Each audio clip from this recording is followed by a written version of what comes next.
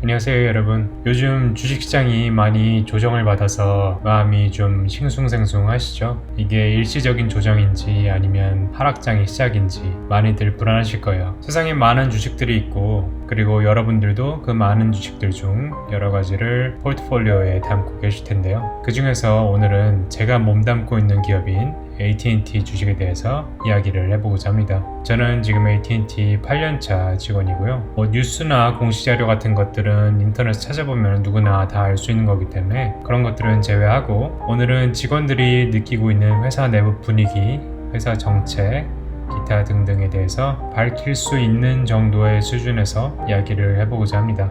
그래서 시장이 많이 조정을 받았고 AT&T의 주식도 마찬가지로 최근에 많이 하락을 했습니다. 그럼 왜 하락을 했는지에 대해서 우선 이야기를 해보고자 합니다. 우선 시작하기 전에 한 가지 확실히 해두고 싶은 게 있는데, 본 영상은 AT&T 주식을 매수 또는 매도를 권장하는 영상이 아닙니다. 매수를 하건 매도를 하건 그거는 투자자인 여러분들의 판단이고 몫이기 때문이죠. 그리고 저는 금융 전문가가 아니고 여러분과 같은 일반 개미 투자자일 뿐이기 때문에 제가 이 영상에서 말하는 내용들은 그저 AT&T 직원으로서 느끼는 점을 말하는 것 뿐입니다. 이게 지난 1년간의 AT&T 주가 차트인데요. 보시다시피 코로나 때 쭉 빠져서 한 26불 정도까지 빠졌다가 좀 반등을 하는 것 같다가 그 이후로는 계속 요 30불대에서 보합을 하고 있는 상황이었습니다. 많이들 아시다시피 바로 요 30불이 굉장히 중요한 가격 포인트인데요. 그 이유는 바로 이 30불이 높은 배당률로 유명한 AT&T 주식의 7% 배당률 분기점이기 때문이죠. 그래서 이 30불 선에서 계속 보합장을 이어가다가 최근 들어서 이렇게 많이 하락을 했는데요. 이렇게 하락을 해서 28불 정도까지 하락을 한 상태입니다. 그럼 이 하락 구간을 조금 줌인을 해볼게요. 이게 지난 20일간의 주가 흐름을 줌인한 모습인데요. 보시다시피 여기 30불 선에서 쭉 하고 빠져서 28불까지 빠졌고, 이 빠진 등락폭은 대략 7% 가량이 됩니다. 그럼 도대체 이 7%나 되는 급락이 왜 일어났을까요? 우선 첫 번째는 시장의 조정이 와서라고 저는 생각합니다. 이건 S&P 500 차트인데요. 보시다시피 코로나 때 쭉 빠졌다가 어마어마한 유동성의 힘으로 전 고점을 돌파하고 정말 엄청나게 올랐었죠.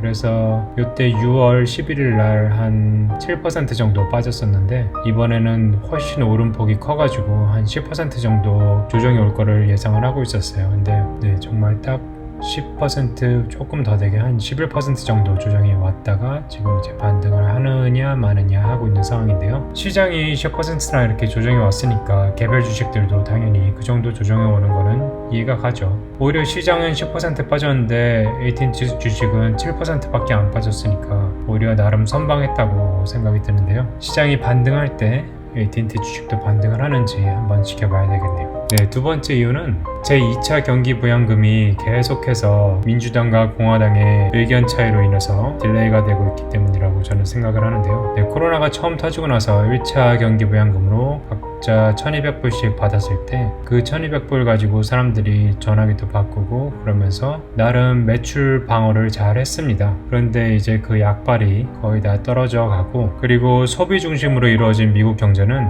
연말 땡스기빙과 크리스마스 시즌에 사람들이 쇼핑으로 소비하는 금액이 어마어마하기 때문에 연말 장사가 미국 경제의 굉장히 큰 부분인데요. AT&T도 마찬가지입니다. 1년에 2번 큰 대목이 있는데, 첫 번째는 봄에 텍스 리턴을 받았을 때 텍스 리턴 받은 돈으로 많은 사람들이 전화기를 바꾸고, 그리고 전화 플랜도 업그레이드를 하고 하는 보시기, 그리고 방금 말씀드렸던 땡스기빙과 크리스마스가 몰려있는 연말, 이렇게 1년에 크게 2번 대목이 있는데요. 1차 지원금 때문에 첫 번째 대목은 어떻게 잘 넘겼습니다. 문제는 이제 두 번째 대목인 연말정사 전에 이 2차 지원금이 승인이 나지 않으면은 아마 연말정사가 굉장히 힘들 것 같다는 그런 예상인데요. 이 부양금 합의안이 지금 통과가 돼도 실제로 사람들에게 지급이 되는 거는 빨라야 11월 초가 될 텐데, 그렇게 돼야지 이제 연말에 사람들이 그 돈으로 쇼핑을 많이 할 수 있는데, 이런 식으로 계속해서 시간이 끌리고 정말 연말 때까지 사람들이 추가 부양금을 받지 못하면은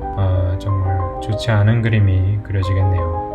그럼 이어서 8년차 직원이 알려주는 회사 내부 분위기에 대해서 말씀드려보겠습니다. 우선 방금 말씀드린 대로 연말 매출이 좋지 못하면 내년 봄에 받게 될 보너스도 작년에 비해서 많이 줄어들 수도 있다는 얘기가 돌고 있는데요. 물론 연말 장사를 해봐야지 아는 거기 때문에 아직 확정은 아니지만 이런 얘기가 현재 돌고 있는 상황입니다. 그리고 코로나 때문에 지금도 많은 기업들이 재택근무를 하고 있는데요.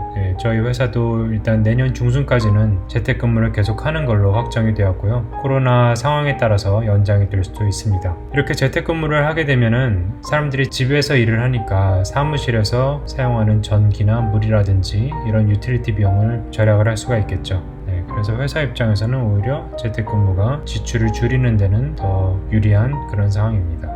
그리고 아시다시피 AT&T가 디렉티비와 타임워너를 인수한 이후에 부채가 굉장히 많이 늘었어요. 그래서 주가가 많이 하락한 이유도 있었고, 그리고 그렇게 많이 하락한 주가를 다시 끌어올리고 투자자들을 안심시키기 위해선 빠른 시일 내에 부채를 줄이는 게 굉장히 시급한 문제였는데요. 그럼 부채를 줄이기 위해, 그리고 현금 확보를 하기 위해서 몇 년 전부터 부동산들을 정리하기 시작했고요. 그래서 사무실들을 많이 클로즈했고, 거기에 있던 직원들을 다른 사무실로 이동을 시켜서 최대한 사무실에 꽉꽉 사람들이 채워넣을 수 있게 그렇게 몇 년째 부동산들을 정리를 하고 있습니다. 그리고 아시다시피 미국은 건강보험 혜택이 그렇게 좋지가 못해요. 그리고 좋은 건강보험을 갖는 게 굉장히 큰 혜택이고요. 그렇기 때문에 이 보험금이 굉장히 비싼데 24만 명이나 되는 직원들에게 계속해서 좋은 보험 혜택을 주는 게 회사 입장에서는 굉장히 금전적으로 부담이 될 수가 있습니다. 그렇기 때문에 그 부담을 최대한 알뜰살뜰하게 줄이고자 계속해서 보험회사들과 내고를 하면서 보험 쇼핑을 해요. 그래서 매년 조금 더 가성비 좋은 보험으로 교체를 해서 보험료로 나가고 있는 지출도 많이 줄이고 있는 상황입니다. 그리고 회사가 인수합병으로 부채가 많이 늘어나서 그 부채를 줄이는 걸 목표로 하고 있기 때문에 Debt to EBITDA 레이시오를 3 이하로 줄여야지 보너스를 더 주겠다, 이런 보너스 정책을 발표를 해서 최대한 허리띠를 졸라매서 이 레이시오를 3 이하로 줄이는 작업들이 한창인데요. Debt은 말 그대로 부채고요. EBITDA는 Earnings Before Interest, Taxes, Depreciation and Amortization을 줄여서 EBITDA라고 하는데요. 한국말로 하면은 세금 같은 거 내기 전에 수입입니다.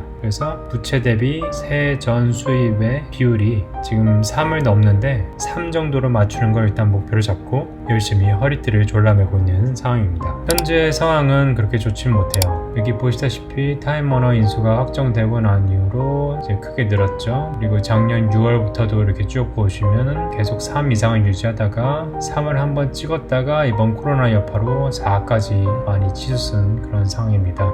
인더스트리 그리고 섹터과 비교를 했어도 중간보다 확실히 높은 수준이죠. 그래서 이거를 3까지 줄이는 걸 현재 목표로 하고 허리띠를 졸라매고 있는 상황입니다. 다음은 고연봉자를 감원하고 오히려 저연봉, 이제 갓 대학 졸업한 그런 신입 직원들을 오히려 추가를 하면서 조직을 개편하고 있고, 그리고 조직도 수평적으로 개편하고 있습니다. 예를 들어서 연봉을 한 20만 불 받고 있는 준 임원급이라고 해야 되나? 뭐 Executive Director 뭐 그 정도 레벨을 감원을 하고, 오히려 뭐 한 연봉 7만 불 되는 신입사원을 2명을 뽑으면은 20만 불 받는 사람을 자르고 7만 불 받는 사람 2명을 하이어했으니까 오히려 6만 불 이득이죠.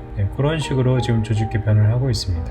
이 수평적 조직 개편은 그림으로 보시면은 이런 모양이에요. 그래서 예전에는 굉장히 여러 가지 직급들이 이렇게 많이 있고, 그 사람 밑에 또 사람들이 있고, 이런 식으로 굉장히 복잡한 조직도였는데, 이런 중견급, 준임원급들을 감원을 하면서 그 밑에 있던 사람이 훨씬 위에 있는 사람한테 직접 보고를 하는 이런 식으로 수평적 조직 개편을 하고 있습니다. 이렇게 조직 개편을 하니까 좋은 점은 의사소통이 좀 더 빨라졌다는 거, 이 밑에서부터 위에까지 소통이 되는데 걸리는 시간이 훨씬 단축됐다는 거. 반면에 단점은 이 한 사람의 디렉트 리포트가 훨씬 많아진 거잖아요. 그러다 보니까 이 많은 사람들을 이 한 사람이 관리하기가 굉장히 힘들어요. 그래서 이 상사도 상사대로 스트레스가 많고, 이 밑에 직원들도 밑에 직원들대로 상사가 나를 신경을 잘 못 써줘서 또 힘든 경우도 있고, 그게 좀 일장일단이 있는 것 같아요. 그럼 배당으로 유명한 AT&T 주식인데 배당에는 문제가 없느냐?